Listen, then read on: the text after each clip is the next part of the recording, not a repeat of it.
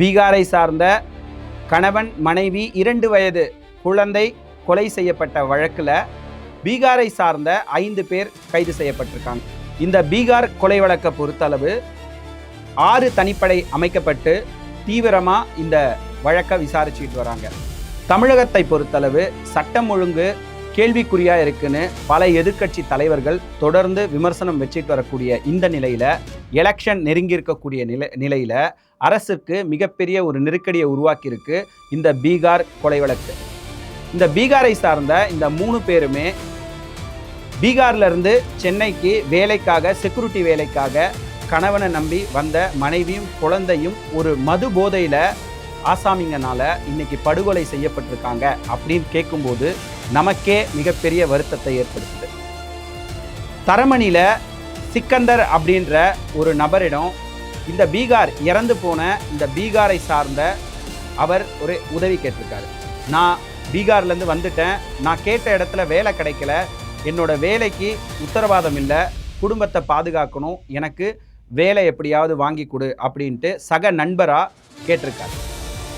சிக்கந்தர் கண்டிப்பாக நான் சொல்கிற அன்னைக்கு நீ வா அப்படின்றத அவருக்கு உறுதி அளித்ததாகவும், இந்த சூழலில் தான் சிக்கந்தர் அவரை நீ கிளம்பி வா, தரமணியில் இருக்கக்கூடிய செக்யூரிட்டி இதில் நான் இருக்கேன், நான் அங்கே வா, அப்படி என்னோட ரூமில் கூட நீ தங்கிக்கோ அப்படின்னு தான் கூப்பிடுறாரு.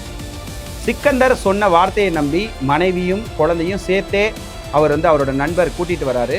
இந்த சூழலில் தான் சிக்கந்தர் மற்றும் அந்த வடநாட்டை சார்ந்த ஒரு 2 நண்பர்கள் இந்த இறந்து போன நபர் மற்றும் 4 பேர் சேர்ந்து தண்ணி அடித்ததாக சொல்லப்படுது.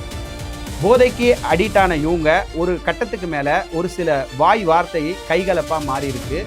புருஷனை அடிக்கிறத பார்த்த மனைவி அதை தடுக்க போயிருக்காங்க.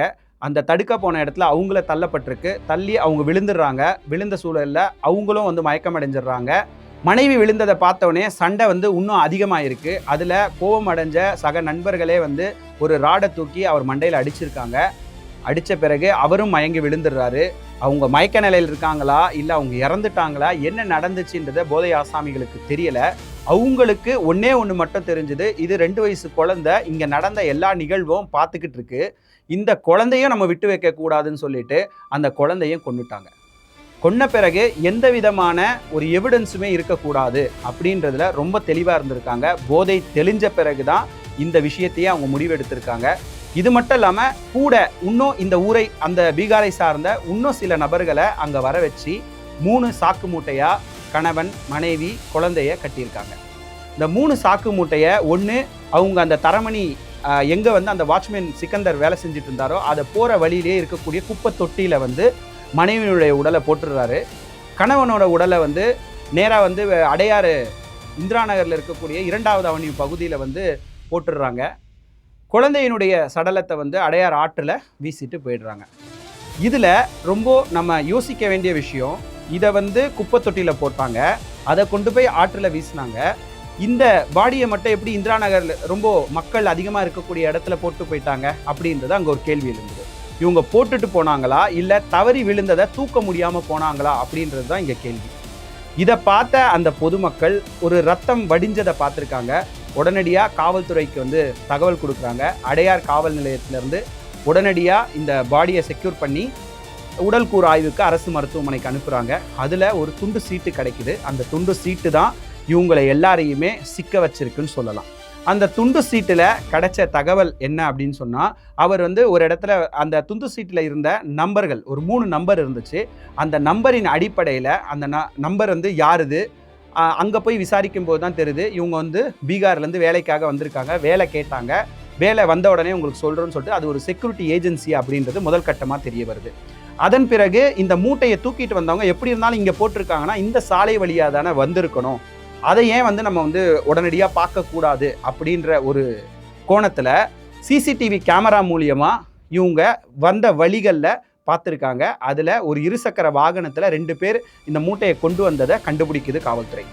அதன் அடிப்படையில் அந்த நம்பர் பிளேட்டோடைய அட்ரஸை வச்சு அவங்க எங்கே இருப்பாங்க என்ன இருப்பாங்கன்றதை டீட்டெயில்டாக கலெக்ட் பண்ணி அந்த 2 பேர் தான் முதல்ல கைது செய்யப்படுறாங்க. அவங்களுடைய விசாரணையின் பேரில் மேலும் 3 பேரை கைது பண்ணுறாங்க. இவங்க விசாரிக்கும் போது தான் இந்த திடுக்கிடும் தகவல் அனைத்துமே பதியப்படுது.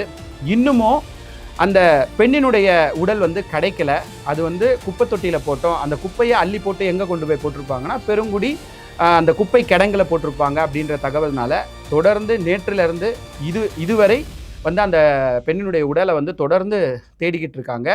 ஏன்னா பல சர்ச்சைகள் அந்த பெண்ணினுடைய உடல் கூர்வாய்வுக்கு பிறகு தான் அதுக்கு முற்றுப்புள்ளி வைக்கப்படும். ஏன்னா பாலியல் பலாத்காரம் செய்யப்பட்டிருப்பாங்க அப்படின்னு சொல்கிறாங்க. அதே போல் பாலியல் பலாத்காரம் அதாவது இது மது போதையில் மட்டும்தான் இந்த சண்டை நடந்து முடிஞ்சுதா அப்படின்ற பல கேள்விகள் இருக்குது. ஊடக ரீதியாகவும் சரி, சமூக ஆர்வலர்களும் சரி, மற்ற கட்சியினரும் சரி வைக்கக்கூடிய மிகப்பெரிய குற்றச்சாட்டு இந்த 3 பேர் இறந்துருக்காங்க, அந்த பெண்ணும் பாலியல் பலாத்காரம் செய்யப்பட்டிருக்கோம் அப்படின்ற ஒரு குற்றச்சாட்டு வந்து பொதுப்படையாக வைக்கப்படுது. ஆனால் அது வந்து உண்மையா இல்லையா அப்படின்ற ஒரு விஷயம் அந்த பொண்ணுடைய உடல் வந்து நமக்கு கிடைச்ச பிறகு தான், காவல்துறைக்கு கிடைச்ச பிறகு தான், உடல் கூராய்வுக்கு பிறகு தான் அதனுடைய முழு விவரம் தெரிய வரும். ஒரு புறம் இப்படி இருக்க, மற்றொரு புறம் எப்போவுமே ஒரு 2 நாட்கள் 3 நாட்கள் ஒரு பாடி வந்து தண்ணியில் இருந்தால் டீகம்போஸ் ஆகிடும். அதே போல தான் குப்பை கிடங்குல வந்து ஒரு 2 நாட்களாக இருந்திருக்கு. இது டீகம்போஸ் ஆச்சுன்னா இப்போ உடல்கூறு ஆய்வில் எந்த மாதிரியான விவரங்கள் வரும், உடல்கூறு ஆய்வு செய்ய முடியுமா, இது போன்ற பல கேள்விகள் எழும்பியிருக்கு. அதிக பொதுமக்கள் வசிக்கக்கூடிய சென்னை மாநகரத்திலேயே இந்த 3 கொலைகள் நடந்து அதையும் மூட்டையாக ஒவ்வொரு இடங்களை பிரித்து வந்து போட்டிருக்காங்க இந்த பீகாரை சார்ந்தவர்கள் அப்படின்னு சொல்லும்போது இங்கே இருக்கக்கூடிய மக்களுக்கு ஒரு பதட்டம் ஏற்படுது. ஏன்னா பீகார்லேருந்து அவங்க வேலைக்காக வராங்க. இந்த துணிச்சல் சம்பவம் எப்படி செய்ய தோணுது, அதே போல் இந்த மாதிரி துணிச்சல் சம்பவம் வேறு யாருக்கும் நடைபெறாது அப்படின்றதுக்கு எந்த விதமான அடிப்படையில் வந்து நம்ம நம்புறது. இவங்கெல்லாம் வராங்க, இவங்க வேலைக்காக வராங்க, இவங்க வேலையை முடிச்சுட்டு போகிறாங்களா, எத்தனை பேர் தமிழ்நாட்டுக்கு இந்த மாதிரி வந்து வேலைக்காக வந்திருக்காங்க, அவங்கெல்லாம் சரியானவங்களா முறையானவங்களா, இவங்களை வந்து எப்படி கட்டுக்கோப்பாக வச்சுக்கிறது அப்படின்றது தான் வந்து காவல்துறை இந்த நேரத்தில் வந்து ரொம்ப அழுத்த திருத்தமாக பார்க்கணும் அப்படின்றது தான் சமூக ஆர்வலர்களுடைய மிகப்பெரிய கருத்தாக இருக்குது.